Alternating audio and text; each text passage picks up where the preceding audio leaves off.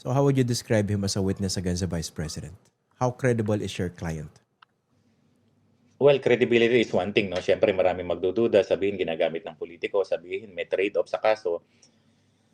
Kung ito ipapatawag sa Congress or sa isang hearing, mas marami pa ho tayong maririnig dito mga personal details na hindi pa namin nilalabas yun sa affidavit na yan dahil may mga pangalan pang involved na madadamay dyan sa Senado sa iba pang mga issues na nalalaman niya. So, limitado pa lang yan, kaya may reservation siya na, attorney, ito muna, tapos gawa ulit tayo ng panibagong salaysay.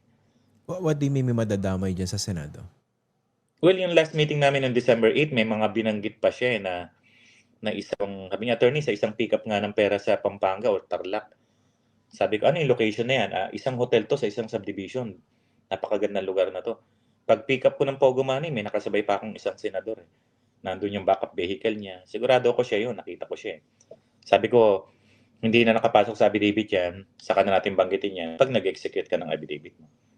Yung senador tumanggap din ng Pogo Money? Yan ang kwento niya? Well, according to him, kasabay daw niya. Kasabay daw niya kumukuha ng pera. And pag tinatanong ko, how sure ka na Pogo Money? Attorney, puro Chinese yung kaharap namin. Alam naman namin ang mga negosyo niyan, puro Pogo. Okay. Give us a sense, although nakalagay ito sa kanyang affidavit, pero basically, paano siya nagde-deliver ng pera di umano kay Vice President Sara Duterte? Paano nga niya nalaman talaga, ano ebidensya niya na Pogo Money yan? Madalas daw is that ang pick up ng pera sa mga Chinese people na alam niyang ang negosyo, Pogo, dahil yung isang Chinese na madalas niyang kausap na hindi mo mahalata ang Chinese kasi Pilipinong magsalita pati itsura, connected kay Michael Yang. And alam naman natin ng mga panahon na yan, talagang malakas ang Pogo. Na-legalize nga ang Pogo dati, di ba? So alam niya na mga Pogo yan, the moment na yung pupunta siya sa isang location, alam niya Pogo Money yan.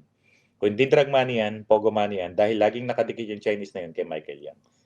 So sure siya na Pogo Money talaga yung pinipick up niya.